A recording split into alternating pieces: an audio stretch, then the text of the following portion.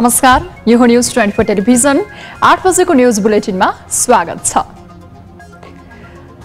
मुलुक स्थानीय निर्वाचनको संघारमा पुगेको छ। यो स्थानीय निकाय अधिकार सम्पन्न स्थानीय सरकारमा परिणत भएपछिका उपलब्धि र कमजोरीको समीक्षा गर्ने बेला हो।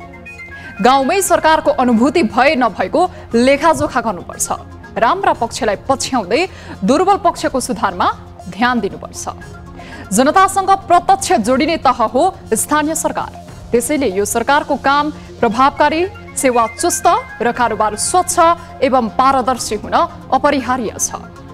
पछिल्लो 5 वर्षमा कतिपय स्थानीय तहमा अपेक्षित काम भए पनि विकास बजेट खर्च हुन सकेको छैन। राज्यले निशुल्क दिने भनिएको नागरिकताको सिफारिसमा समेत अधिकांश स्थानीय सरकारले चर्को मूल्य असुलिरहेका छन्।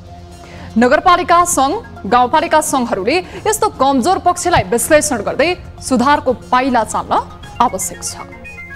यता अधिकांश राजनैतिक दलहरू देश दौडामा छन्। स्थानीय निर्वाचनलाई केन्द्रमा राखेर दलहरूको दौडधुप बढ्नु स्वाभाविक हो, तर यो अवधिमा पनि दलहरू विगतकै शैलीमा प्रस्तुत हुनु चाहिँ व्यवहारिक छैन। दलहरूले जिल्ला भ्रमणमा आफ्ना कुरा लाद्ने गरेको कटु यथार्थ छिपेको छैन। जनताको पीर, समस्या र गुनासो सुन्ने फुर्सद उनीहरूलाई छैन। लोकतन्त्रमा जनता नै सर्वेसर्वा हुन्। हामीले अवलम्बन गरेको पद्धति यही हो। आवधिक निर्वाचन बाहेक जनताले ढुक्क साथ आफ्नो चाहना र माग दल तथा तिनको नेतृत्वसम्म राख्न पाउँदैनन्। सोही कारण यो अवसरमा दलहरूले जनतासँग उनीहरूको चासोका सवाललाई केन्द्रमा राख्दै घनीभूत छलफल गर्न सक्नुपर्छ। चुनावका समयमा जनतालाई सपना त्यति मात्रै देखाउनुपर्छ जति व्यवहारिक रूपमा पूरा गर्न सकियोस्। News बुलेटिनका headlines. प्रधान न्यायाधीश राणा विरुद्धको महाभियोग प्रस्ताव संसदमा पेश। प्रक्रिया अघि बढेसँगै सत्तारूढ दलको ध्यान प्रस्तावित पारित गर्नमा केन्द्रित। विपक्षी दल पर्ख र हेरको रणनीतिमा। आवाज उठाउँदा पनि तत्सम्बन्धमा निर्वाचन नजिकिएसँगै दल फेर्ने प्रवृत्तिमा तीव्रता। स्वार्थको राजनीतिमा दलहरू व्यस्त बन्दा जनहितका विषय ओझेलमा पर्न सक्ने विश्लेषण। पार्टीबाटै असहयोग हुने काम धेरै भयो। पटक पटक मैले राजीनामा पनि दुई पटक दिएको तपाईँलाई सबै थाहा नै छ। प्रचारात्मक बन्दै चुनावी मैदानमा होमियो नेपाली काङ्ग्रेस। विगतको अनुभवबाट पाठ सिक्दै वर्तमान राजनीतिक अवस्थालाई अवसरमा परिणत गर्ने रणनीति। नेपाली काङ्ग्रेस जिताऊ अभियानलाई चाहिँ हामीले चाहिँ व्यापक रूपमा लगिराखेका छौँ। ब्याङ्कहरूले चैत्र महिनामा निक्षेपको ब्याज दर नबढाउने सहमति गरेसँगै शेयर बजारमा उत्साह। नेप्सेमा 100 अङ्क बढीको उछाल। कारोबार रकम पनि 4 अर्ब 87 करोड पुग्यो।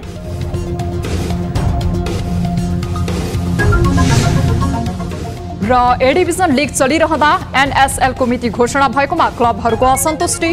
अनुबन्धनको विषयमा खेलाडीको हितलाई प्राथमिकतामा राखिने उद्घोष।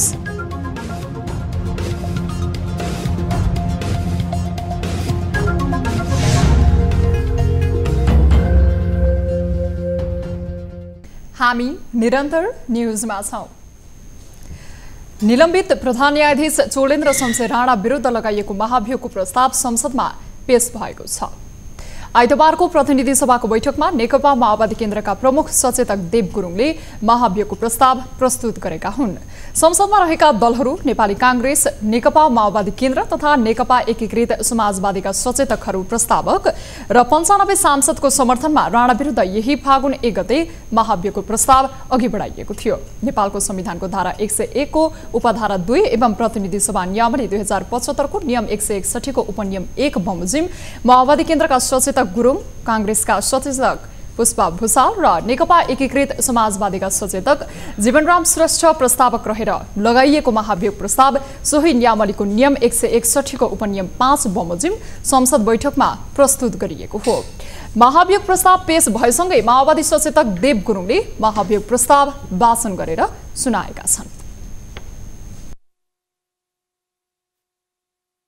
हामी माननीय सदस्यहरू 3 जना प्रस्तावक र 95 जना माननीय सदस्यहरू समर्थक रहेको महाभियोग प्रस्ताव चाहिँ हामीले दर्ता गरेका थियौँ र त्यो महाभियोग प्रस्ताव यो सदनबाट महाभियोग प्रस्ताव स्वीकृत होस् र महाभियोग मार्फत चाहिँ कार्यक्षमताको अभाव देखिएको, न्यायिक आचरणको अभाव देखिएको र सर्वोच्च अदालतको नेतृत्व गर्न नसक्ने प्रधान न्यायाधीशलाई पदमुक्त गरियोस् भन्ने आशा अपेक्षाका साथ यो प्रस्ताव प्रस्तुत गरेका छौँ। बैठकमा बोल्दै नेकपा एमालेका नेता भीम रावलले भारतीय पक्षले गरेको तटबन्ध निर्माणबारे सरकार मौन बसेको आरोप लगाए। रावलले दार्चुलाको बंगा बगरमा भारतीय पक्षबाट दुई देशको कानून विपरीत एकतर्फी तटबन्ध निर्माणमा सरकारले केही नबोलेको भन्दै आरोप लगाएका हुन्। अन्तर्राष्ट्रिय कानून, दुई देशको छिमेकीको असल सम्बन्धको मान्यता विपरीत एकतर्फी किसिमले त्यहाँ तटबन्ध निर्माण गर्ने कामहरू भइरहेको छ।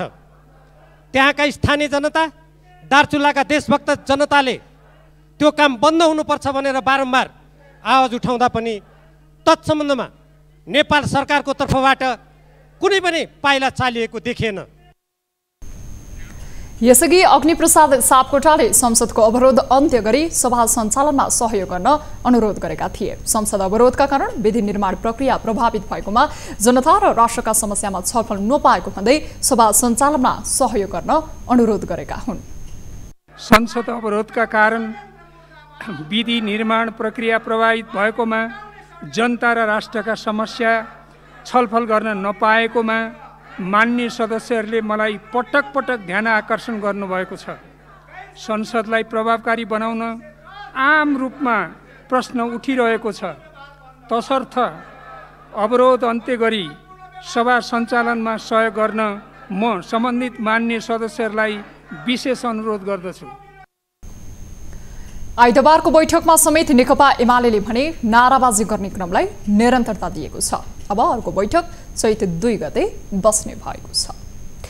प्रधान न्यायाधीश चोलेन्द्र शमशेर राणा विरुद्ध दर्ता गरिएको महाभियोगको प्रस्ताव प्रतिनिधि सभामा छलफलका लागि प्रस्तुत गरिएको छ। प्रस्ताव छलफलका लागि सभामा प्रस्तुत भएसँगै सत्ता गठबन्धन र प्रतिपक्षी दल आफ्नो रणनीतिमा लागेका छन्। न्यायालय सुधारका लागि महाभियोगको प्रस्ताव ल्याइएकोले विपक्षीको साथ र सहयोग हुनेमा सत्ता गठबन्धन विश्वस्त छ। तर विपक्षी दल महाभियोगको विषयमा पर्ख र हेरको रणनीतिमा देखिन्छन्। एक रिपोर्ट। फागुन 1 गते प्रधान न्यायाधीश चोलेन्द्र शमशेर राणाले न्यायालयमा विकृति निम्ति आएको आरोपसहित महाअभियोग प्रस्ताव दर्ता गरियो। महाअभियोग दर्ता भएसँगै प्रधान न्यायाधीश राणा स्वतः निलम्बनमा परे। अहिलेसम्म पनि उनी निलम्बनमा नै छन्। महाअभियोग दर्ता भएको 7 दिनमा छानबिन समिति गठन गर्नुपर्ने थियो, तर दलहरू एमसीसी विवादमा व्यस्त हुँदा महाअभियोग छानबिन समिति गठन हुन सकेन। फागुन 22 गते बल्ल तल्ल 11 सदस्यीय महाअभियोग छानबिन समिति गठन गरियो। छानबिन समिति गठन भएको 1 साता हुनै लाग्दा महाअभियोगलाई छलफलका लागि बल्ल प्रतिनिधि सभामा प्रस्तुत गरिएको छ। देव गुरुङजीले, नेकपा एमालेको प्रमुख सचेतकजीले प्रस्ताव राख्नु भएको छ। संसदमा छलफलका लागि प्रस्तुत गर्नुभएको छ र त्यसमा उल्लेखित सबै विवरणहरू उहाँले आज राख्नुभएको छ। यी सबै विषयहरूमा केन्द्रित भएर अब विधिसम्मत ढङ्गले र संविधानसम्मत ढङ्गले र हाम्रो प्रतिनिधि सभाको नियमावलीले देखाएको प्रक्रियासम्मत ढङ्गले यो अब छलफलको प्रक्रिया प्रारम्भ हुन्छ। सभामा छलफलका लागि महाअभियोग प्रस्तुत गरिएसँगै विपक्षी दल आफ्नो रणनीतिमा लागेका छन्। महाअभियोगको पक्ष वा विपक्षमा उभिने भन्नका लागि अझै समय परिपक्व भइ नसकेको उनीहरूको तर्क छ। चैत्र 2 गतेबाट समितिमा काम जाला, समितिले काम सुरु गर्छ। जहाँसम्म हाम्रो अवरोधको कुरा छ त्यो अवरोधको सन्दर्भमा पनि हामी निरन्तर छलफल गरिरहेका छौँ र यसबारेमा पनि हामी टुङ्गोमा पुग्छौँ। यो प्रस्तावमा हामीले सही पनि गरेका छैनौँ। हामी यसको पक्षधर पनि होइनौँ। पक्षधर पार्टीले समेत हाम्रो पार्टी पनि सिफारिस समितिमा छ। त्यस कारणले त्यो धारणा नआइकन, प्रतिवेदन नआइकन अहिले नै धारणा बनाउनु यो म्याच्योर्ड काम हो। यता सत्ता गठबन्धन भने न्यायालय सुधारका लागि महाअभियोग प्रस्ताव दर्ता गरिएकाले विपक्षी दलको पनि साथ र सहयोग हुनेमा विश्वस्त छ। छानबिन समितिमा एमाले लगायतका दलको पनि सहभागिता रहेकाले सजिलै महाअभियोग प्रस्ताव पारित हुनेमा उनीहरू ढुक्क छन्। एमालेको समेत सहयोगले नै यो प्रस्तुत भइसकेको छ। त्यसो हुनाले एमाले अब त्यो असहयोग गर्ने भनेको त उहाँहरूको आफ्नो आन्दोलन जारी राख्ने होला, तर संसदले निर्णय गर्न त पछि पर्दैन नि। अहिले भर्खरै देव गुरुङले चाहिँ त्यो प्रस्ताव राख्दै हुनुहुन्छ, त्यो अगाडि बढिसक्यो। लामो समय न्यायालय विवाद लम्बिँदा यसको चौतर्फी असर देखिन थालेको थियो। यस्तो संवेदनशील विषयमा दलहरू मौन बस्दा अनेक प्रश्न उठे पनि अन्ततः यसबारे दलहरूले आफ्नो लाइन प्रष्ट पारे। तर अब महाअभियोग प्रस्ताव पारित हुन 2/3 मत चाहिन्छ, तर सत्ता गठबन्धन एक्लैसँग सो मत छैन। यस्तो अवस्थामा विपक्षी दलले स्पष्ट अडान प्रस्तुत गर्न नसक्दा महाअभियोग प्रस्ताव कसरी अगाडि बढ्छ भन्ने अन्यल छ। न्युज 24 टेलिभिजनका लागि क्यामेरामा गोपाल पङ्गेनीका साथमा टिभी जर्नलिस्ट सरोज बस्यालको रिपोर्ट। सर्वोच्च अदालतले नेकपा एमालेका अध्यक्ष केपी शर्मा ओलीले माधव कुमार नेपाल सहित 14 जना विरुद्ध दायर गरेको रिट पूर्ण सुनवाईका लागि पेश गर्न आदेश दिएको छ।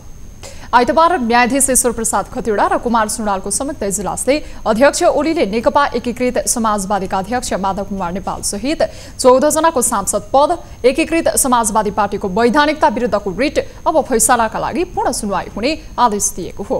पूर्ण सुनवाईका लागि मिति भने तोकिएको छैन। अब पूर्ण सुनवाईपछि 14 सांसदको पद कायम रहने वा पदमुक्त हुने टुङ्गो लाग्नेछ। नेकपा एमाले पार्टी विभाजन हुँदा सभामुख अग्निप्रसाद सापकोटाले असंवैधानिक कदम चालेको र अवैध तरिकाले माधव कुमार नेपाल सहित 14 सांसदको पद जोगाएको भन्दै गत भदौ 17 गते सर्वोच्चमा रिट दायर गरेको थियो। लामो समय हेर्न नभ्याउने लगायतका सूचीमा परेको उक्त रिटमाथि फैसला हुन सकेको छैन। नेकपा एमाले आफूले कारबाही गरेका 14 सांसदको पद खारेज नभएसम्म संसद अवरोध जारी राख्ने अडान कायमै राखेको छ। देशमा अहिले स्थानीय तह निर्वाचनको सरगर्मी बढिरहेको छ। 2 महिना मात्रै बाँकी भएकोले चुनावलाई केन्द्रमा राखेर नेताहरू पार्टी त्याग र नयाँ पार्टी प्रवेशको लहर चलाइरहेका छन्। नेता तथा जनप्रतिनिधिलाई आफ्नो पार्टीमा प्रवेश गराएर स्थानीय निर्वाचनमा प्रभावशाली हुने दलहरूको अनौठो प्रतिस्पर्धा चलेको छ। एक रिपोर्ट। यही हुन् वीरगञ्ज महानगरपालिकाका मेयर विजय सरावगी। जनता समाजवादी पार्टीबाट मेयर पदमा विजयी भएका उनी शनिबार मात्रै 4 वडा अध्यक्षसहित एमालेमा प्रवेश गरे। स्थानीय निर्वाचन नजिकै गर्दा यो पार्टी परिवर्तनको उद्देश्य फेरि मेयरको टिकट पाउनु हो भनेर बुझ्न कठिन छैन। निर्वाचनको मुखमै पार्टी परिवर्तन गर्ने उनी मात्र होइनन्, यो सूची लामै छ। गत बुधबार एमाले अध्यक्ष केपी शर्मा ओलीले मोरङको रङ्गेली नगरपालिकाका मेयर दिलीप बगडिया र उपमेयर केशव कुमारी खराललाई समेत पार्टी प्रवेश गराएका थिए। यस्तै माओवादी केन्द्रका अध्यक्ष पुष्पकमल दाहाल प्रचण्डले रूपन्देहीको सम्मरीमाई गाउँपालिकाका अध्यक्ष जितेन्द्रनाथ शुक्ला सहितका जनप्रतिनिधिलाई पार्टी प्रवेश गराए। गत मंगलबार सिन्धुपाल्चोक बलेफी गाउँपालिकाका अध्यक्ष केदार छेत्री नेपाली कांग्रेसमा प्रवेश गरे। यस्तै बिहिबार पर्साको पोखरिया नगरपालिकाका मेयर दीप नारायण रौनियारलाई पनि कांग्रेस सभापति शेरबहादुर देउवाले कांग्रेस प्रवेश गराएका थिए। गत माघ 28 गते लोकतान्त्रिक समाजवादी पार्टी लोसपाका युवा नेता राजेशमान सिंह एमालेमा प्रवेश गरे। सरकारले वैशाख 30 का लागि तोकेको स्थानीय तहको चुनाव नजिकिँदो छ। चुनाव नजिकिएसँगै आम कार्यकर्तादेखि प्रभावशाली नेताहरू पार्टी बदल्न व्यस्त भएका हुन्। यो क्रम तीव्र हुँदा आम जनमानसमा अन्यल देखिए पनि नेताहरू भने आफूलाई सही साबित गर्न पछि हट्दैनन्। यसअघि पार्टीमा लामो समय बिताएका नेताहरू पनि अहिले सिद्धान्त नमिलेकाले नयाँ पार्टीमा प्रवेश गरेको अनौठो दावी गर्छन्। केन्द्र र प्रदेश कतैबाट पनि वीरगञ्ज महानगरपालिकाले खासै सपोर्टै भएन अरू महानगरपालिकाको तुलनामा, र त्यसपछिबाट के छ भने केही मतलब जबदेखि चुनाव जितेर तबदेखि नै अहिलेसम्म हेर्ने हो भने पार्टीबाटै असहयोग हुने काम धेरै भयो। पटक पटक मैले राजीनामा पनि 2 पटक दिएको तपाईँलाई सबै थाहा नै छ, तर राजीनामा दिएर पनि त्यो समस्याहरू सल्भ भएन। समस्या सल्भ नभएपछि मैले धेरै दिन अगाडिदेखि नै सोचिराखेको थिएँ पार्टी परिवर्तनको लागि। त्यही क्रममा आएर मैले पार्टी परिवर्तन गरेको छु।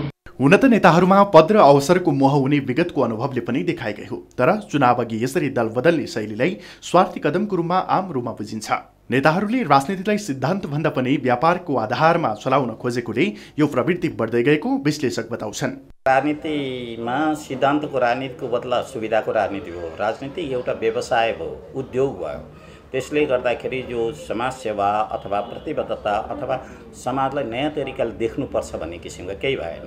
त्यसले गर्दाखेरि दल बदल गर्नु सामान्य कुरा रह्यो। निर्वाचन नजिकै गर्दा दलहरू राजनैतिक एजेन्डालाई स्थापित गर्न लाग्नुपर्ने हो, तर दलहरू नेता तथा कार्यकर्ताहरू पार्टी प्रवेशमा ध्यान केन्द्रित गरिरहेका छन्। पार्टी प्रवेश गर्ने नेताहरूले सिद्धान्त भन्दा पनि आउने निर्वाचनमा जित सुनिश्चित गर्न लागि परेको देखिन्छ। तर यसरी चुनावको मुखमा स्वार्थ अनुकूल पार्टी परिवर्तन गर्नेहरूले चुनाव जितेपछि जनहितलाई प्राथमिकतामा राखेर काम गर्लान्, यो प्रश्न अनुत्तरित छ। न्युज 24 टेलिभिजनका लागि क्यामेरामा प्रभात थापाको साथमा टिभी जर्नलिस्ट राजन ढकालको रिपोर्ट। हामी निरन्तर न्युजमा छौं। प्रधानमन्त्री शेरबहादुर देउवाले स्थानीय तहलाई स्थानीय सरकार भन्न कुनै आपत्ति नरहेको बताएका छन्। आइतबार काठमाडौँमा नेपाल नगरपालिका सङ्घको 29औं वार्षिक उत्सव समारोहलाई सम्बोधन गर्दै प्रधानमन्त्री देउवाले स्थानीय तहभन्दा आपत्ति भए स्थानीय सरकार बनाउन सकिने, तर त्यसका लागि दलीय सहमति पनि जुट्नुपर्ने बताए। प्रधानमन्त्री देउवाले स्थानीय सरकार लोकतन्त्रको पहिलो पाठशाला भएको भन्दै शब्दमा आपत्ति जनाउन नहुने धारणा राखे। त्यस्तै उनले मुलुक र जनतालाई केन्द्रबिन्दुमा राखेर जनप्रतिनिधिहरूले सेवा प्रवाहमा ध्यान दिनुपर्ने पनि बताएका छन्। स्थानीय तहको विकास निर्माणका साथै नीति निर्माण र कार्यान्वयनमा जनतालाई प्रत्यक्ष सहभागी गराउनु पर्नेमा उनले जोड दिए।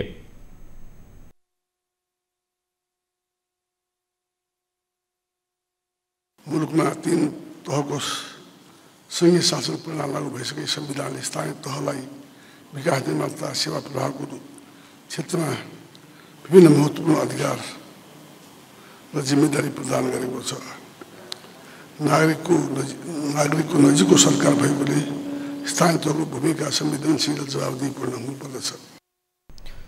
कार्यक्रममा प्रधानमन्त्री देउवाले विभिन्न विधामा उत्कृष्ट नगरपालिकालाई पुरस्कृत गरेका थिए। नगरपालिका सङ्घले गरेको मूल्याङ्कनबाट संस्थागत विकासतर्फ उत्कृष्ट काम गरेकोमा स्याङ्जाको वालिङ नगरपालिका र पुतली बजार नगरपालिका पुरस्कृत भएका छन्। यस्तै शहरी योजना तथा विपद व्यवस्थापनमा उत्कृष्ट काम गरे बापत धादिङको नीलकण्ठ नगरपालिका पुरस्कृत भएको छ। वन, वातावरण र जलवायु परिवर्तन तथा उत्थानशीलताको क्षेत्रमा इलाम नगरपालिका पुरस्कृत भएको हो। त्यस्तै स्थानीय स्रोत परिचालन गरेर स्थानीय आर्थिक विकास गर्नेमा सर्लाहीको हरिवन नगरपालिका उत्कृष्ट भएको छ भने सामाजिक विकासको विधानमा रूपन्देहीको तेलोत्तमा नगरपालिका र चितवनको राप्ती नगरपालिका उत्कृष्ट भएका छन्। स्थानीय निर्वाचनको मिति नजिकै जाँदा दलहरू उत्साह बढिरहेको छ। पार्टीका नेता तथा कार्यकर्ताहरू देशभर फैलिएर चुनाव प्रचार प्रसारमा लागिसकेका छन्। मतदाता रिझाउन नेता कार्यकर्ताहरू विभिन्न कार्यक्रम र योजनासहित स्थानीय स्तरमा खटिसकेका छन्। यो क्रम सत्तासीन नेपाली कांग्रेसमा बढी देखिएको छ। एक रिपोर्ट। स्थानीय निर्वाचनको चहल पहल सुरु भइसकेको छ। वैशाख 30 गते हुने स्थानीय तहको निर्वाचनमा पार्टीको पक्षमा माहौल बनाउन दलहरूले सक्रियता बढाएका हुन्। मुलुकभर चुनावी प्रचार प्रसार अभियान सुरु गरेका दलका शीर्ष नेताहरूले भेला, बैठक, संगठन निर्माण, प्रशिक्षण तथा भेटघाटलाई तीव्रता दिएका छन्। यसलाई सत्तासीन नेपाली कांग्रेसले घर घर जाउँ कांग्रेस जिताउँ अभियानको परिचय दिएको हो। अभियानले आफ्नो पार्टीलाई जनतामा जान सहज हुने कांग्रेस नेता बताउँछन्। हामी झुटो प्रचार गर्नु छैन, नभएका कुरा हामीलाई भन्नु छैन, तर जे भएको छ, जे गर्नु छ, जे गर्दैछौँ यी कुराहरू चाहिँ हामीले सशक्त ढङ्गबाट सबै माध्यमबाट जनताको बीचमा लिएर जानुपर्छ। त्यसै अनुरूप हामीले यो 1 महिने जुन प्रचार अभियान छ, घर घर जाउँ नेपाली कांग्रेस जिताउँ अभियानलाई चाहिँ हामीले चाहिँ व्यापक रूपमा लगिराखेका छौँ। 77 जिल्लामा पार्टीका केन्द्रीय प्रतिनिधिहरू पुगिसक्नु भएको छ। अघिल्लो स्थानीय निर्वाचनमा माओवादीसँग तालमेल गरेको नेपाली कांग्रेस यो वर्ष थप प्रचारात्मक बनेको छ।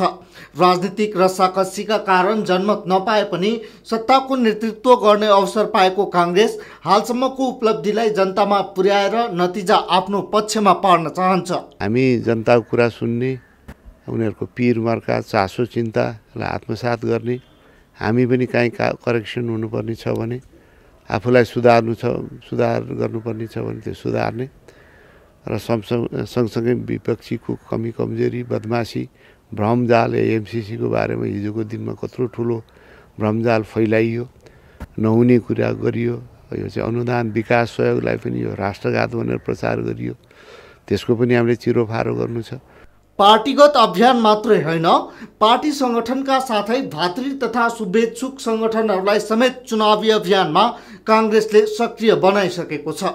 प्रचारमा आक्रमक देखिएको कांग्रेसमा चुनावी तालमेल बारे भने अन्यल रहेको देखिन्छ। आवश्यक परेको ठाउँमा गठबन्धन गर्न सक्दछ र होइन भने आफ्नो स्वतन्त्र ढङ्गले यो स्थानीय निर्वाचनमा सहभागी भएकै छन्। सबै पार्टीहरूले आफ्नो प्रचार त सुरु गरि नै सके, तपाईँहरूलाई थाहा छ नि त। त्यसकारण यसको कुनै संस्थागत ढङ्गले औपचारिक निर्णयहरू भएको अवस्था होइन।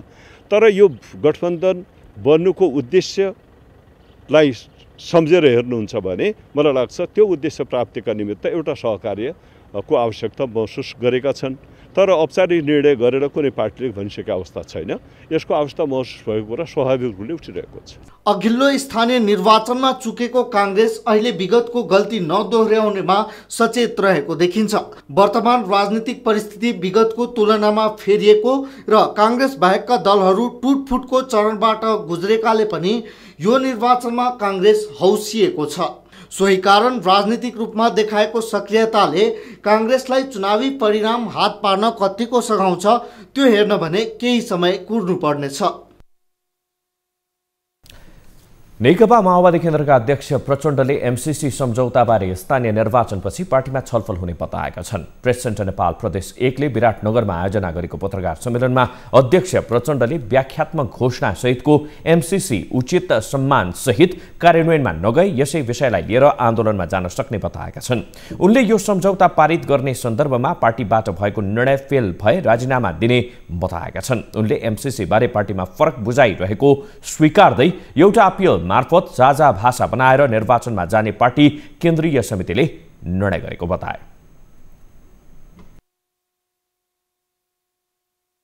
अब चुनाव नजिक आउँदै जाँदा स्थानीय तहमा जिल्लामा चाहिँ कहाँनिर चाहिँ इस्युहरूमा चाहिँ नजिक हुन्छ, कहाँ लेनदेन बढी सजिलो हुन्छ त्यहाँ चाहिँ हुन सक्छ। त्यसलाई इन्कार हामीले गरेका छैनौँ। त्यसो गर्दा हाम्रो जोड चाहिँ गठबन्धनका पार्टीहरूको बीचमा नै तालमेल होस् भन्नेमा नै हाम्रो जोड हुन्छ। सञ्चारकर्मीको प्रश्नको जवाफमा अध्यक्ष प्रचण्डले स्थानीय तहको निर्वाचनमा गठबन्धन पहिलो कुरा नभएको भन्दै आफ्नै संगठन बलियो बनाएर जाने बताए। उनले अन्य दलहरूसँग भन्दा पनि गठबन्धनका दलहरू बीच नै तालमेल हुन सक्ने बताएका छन्। उनले मुद्दा र आवश्यकताको आधारमा अन्य पार्टीहरूसँग तालमेल गर्न सकिने तर नेकपा एमाले केपी गुटसँग भने तालमेल नगर्ने बताए। उनले 14 जना सांसदको कुरा अदालतमा रहेको र अदालतको फैसला नआएसम्म कसैले केही गर्न नसक्ने भएकोले कुनै प्रमाण बिना संसद अवरुद्ध गर्न नहुने बताएका छन्। न्युजहरू अझै बाँकी छन्, अब पालो ब्रेकको।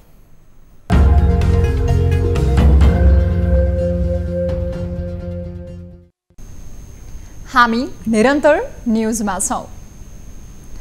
मिथिला क्षेत्रमा होलीको सुरुवात भएको छ।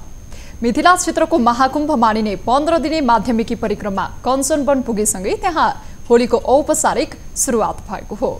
यस अवसरमा स्थानीयले रङ लगाएर उत्सव नै मनाएका छन्। एक रिपोर्ट।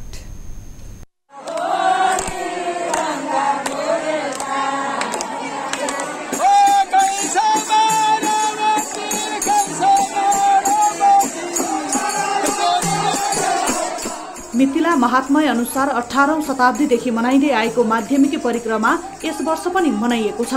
जनकपुर धामको हनुमानगढीदेखि सुरु हुँदै भारतको कलाणेश्वर स्थान, फुलहर, महोत्तरीको मटिहानी, जलेश्वर, मडै, ध्रुवकुण्ड, कञ्चनवन हुँदै धनुषाको पर्वता, धनुषाधाम, सतोसर, औरहीमा एक रात विश्राम गरी पूर्णिमाको अघिल्लो रात जनकपुर धाम आइपुग्छ। पूर्णिमाका दिन जनकपुर धाममा अन्तगृह परिक्रमाका साथै होली खेलेपछि 15 दिवसीय यात्रा सम्पन्न गरिन्छ। यसको भोलिपल्ट जनकपुर धाममा होली मनाउने गरिन्छ।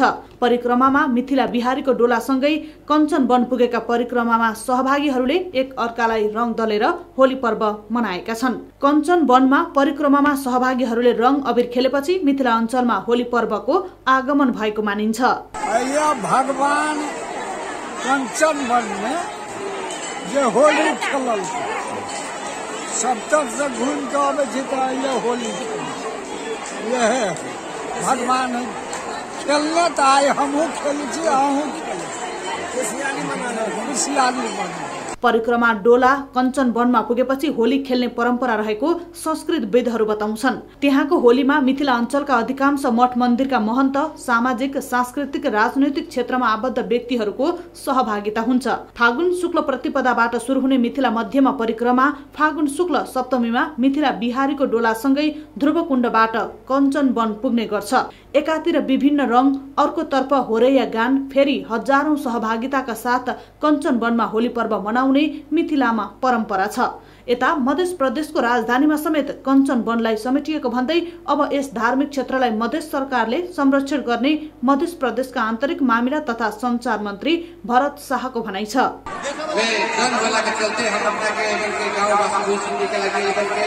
विकास के लागि सदैव तत्पर रह और एगो महत्वपूर्ण बात कहला चाह रहा थी कि अभी ये प्रदेश सरकार या प्रदेश सभा द्वारा ये अपने के प्रदेश घोषणा में लिया, जनकपुर राजधानी के घोषणा में लिया।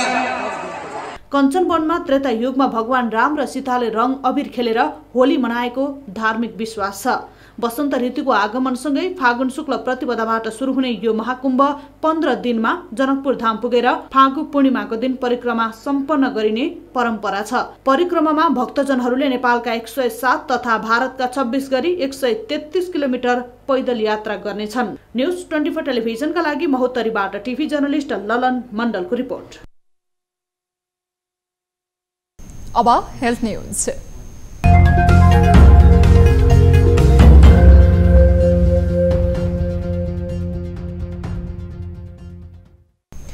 नेपालमा थप 65 जनामा कोरोना भाइरसको संक्रमण पुष्टि भएको छ। देशभर गरिएको 6306 पीसीआर परीक्षणको क्रममा 59 जना र 1641 एन्टिजेन परीक्षणको क्रममा 6 जनामा कोरोना संक्रमण पुष्टि भएको हो।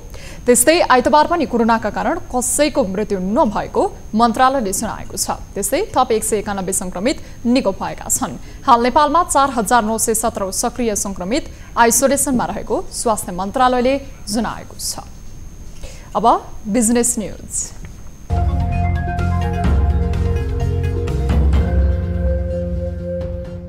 बैंकहरूले निक्षेपको ब्याज दर नबढाउने सहमति गरेसँगै शेयर बजारमा हरियाली देखिएको छ। साताको पहिलो कारोबारको दिन आइतबार शेयर बजार परिसूचक नेप्से 3.94% वृद्धि भएको छ। आइतबार सुरुवातबाट नै वृद्धि भएको नेप्से बीचमा केही उतार चढाव देखिए पनि 101.07 अङ्कले वृद्धि भएर 2667.97 अङ्कमा बन्द भएको छ। नेप्सेसँगै क वर्गका कम्पनीहरूलाई मापन गर्ने सेन्सिटिभ इन्डेक्स पनि 3.32% वृद्धि भएर 509.90 अङ्कमा बन्द भएको छ। नेप्सेसँगै कारोबार रकम पनि बढेको छ। पछिल्लो केही समयता 2 देखि 3 अर्बको वरिपरि रहेको कारोबार रकम बढेर आज 4 अर्ब 87 करोड पुगेको छ। आज बजारमा 192 कम्पनीको शेयर कारोबार भएकोमा 188 कम्पनीको शेयर मूल्य बढेको छ भने 4 कम्पनीको शेयर मूल्य मात्रै घटेको छ। आज बजारमा कारोबार भएका मध्ये शिवम सिमेन्टको सर्वाधिक 34 करोडको कारोबार हुँदा अपी पावरको 30 करोडको शेयर कारोबार भएको छ। वैदेशिक रोजगारमा गएर समस्यामा परेका नेपाली श्रमिकलाई प्रदान गरिने उद्धार, राहत, क्षतिपूर्ति लगायत कल्याणकारी सेवाहरू अब अनलाइनबाटै हुने भएको छ। बोर्डले वैदेशिक रोजगार कल्याणकारी सूचना प्रणाली कार्यविधि 2078 स्वीकृत गरी कल्याणकारी सेवाहरू अनलाइनबाटै हुने व्यवस्था गरेको हो। यसका लागि बोर्डले सफ्टवेयर बनाइसकेको छ, जस अनुसार वैदेशिक रोजगार बोर्ड सचिवालयले प्रदान गर्ने आर्थिक सहायता स्थानीय तह मार्फत निवेदन लिई नजिकको हकदारको बैंक खातामा सिधै जाने व्यवस्था गरिएको बोर्डले जनाएको छ। वैदेशिक रोजगार बोर्ड सचिवालयका कार्यकारी निर्देशक संयोजक रहने गरी मन्त्रालय, विभाग, बीमा समिति, बैंकका प्रतिनिधि सम्मिलित वैदेशिक रोजगार कल्याणकारी सूचना प्रणाली निर्देशक समिति पनि गठन गरिएको छ।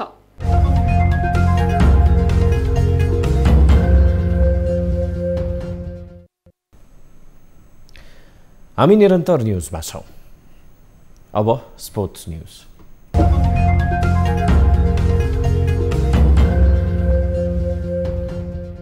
ए डिभिजन क्लबहरू न्युरो टिमेनाटी, मनाग मर्स्याङ क्लब, 3 स्टार क्लब र सङ्कटा क्लबले नेपाल सुपर लिग एनएसएलका लागि खेलाडी अनुबन्धनलाई लिएर चलेको विवादका बीच खेलाडीहरूलाई मर्का नपर्ने हिसाबले अघि बढ्ने जनाएका छन्।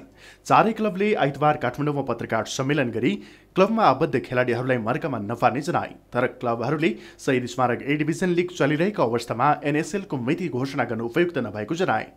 साथै क्लबहरूसँग खेलाडीको सम्झौता बाँकी रहेकै अवस्थामा एनएसएलका लागि खेलाडी अक्सन गर्नु नियम विपरीत भएको चारै क्लबको धारणा छ। पत्रकार सम्मेलनमा 3 स्टारका महासचिव सञ्जीव शिल्पकारले क्लबसँग खेलाडीको सम्झौता बाँकी नै रहेको भन्दै क्लबहरूलाई जानकारी नै नदिई खेलाडी बोल कबोल गर्नु आपत्तिजनक रहेको बताए। ट्रान्सफर हुने बेला उक्त खेलाडीले आफूले खेलिरहेको त्योभन्दा अगाडिको क्लबबाट अनिवार्य रूपमा रिलिज लेटर प्राप्त गरेको हुनुपर्ने या उक्त क्लबको स्वीकृति पाएको हुनुपर्ने। अहिले जुन खेलाडीहरूको बोल कबोल गरिएको छ त्यो कुनै पनि ए डिभिजन क्लबलाई जानकारी पनि छैन। औपचारिक रूपमा जानकारी सञ्चार माध्यमबाट त हामीले सूचना पायौँ, औपचारिक रूपमा कुनै पनि क्लबहरूलाई जानकारी नै पनि छैन। यस्तै उनीहरूले यस विषयमा एन्फाले क्लबहरूसँग औपचारिक छलफल समेत नगरेको गुनासो गरे। उनीहरूले एन्फाले यस विषयमा ए डिभिजन क्लबहरूसँग छलफल गर्नुपर्ने आवश्यकता रहेको समेत उल्लेख गरे।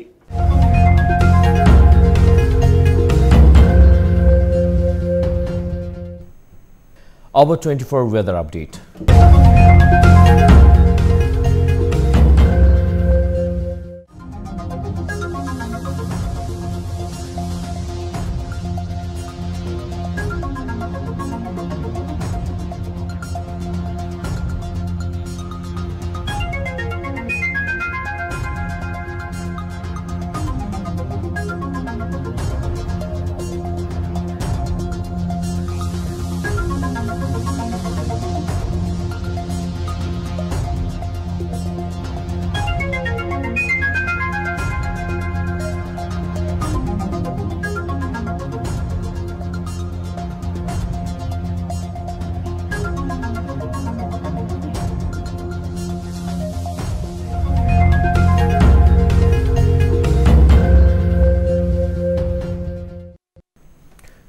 न्यूज बुलेटिनको अन्त्यमा पुरा हेडलाइन्स।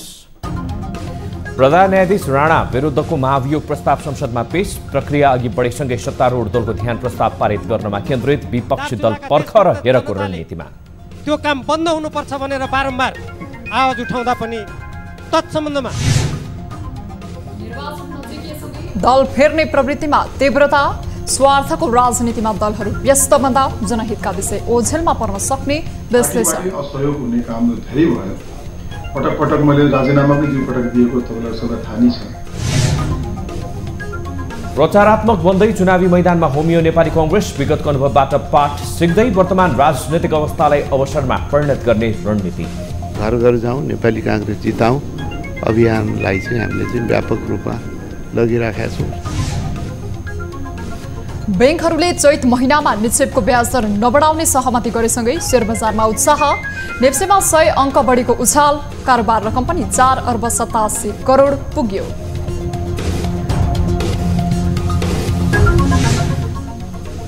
र ए डिभिजन लिग चलिरहँदा एनएसएलको मितिक घोषणा भएकोमा क्लबहरूको असन्तुष्टि। अनुबन्धनको विषयमा खेलाडीको हितलाई प्राथमिकतामा राखिने उद्घोष।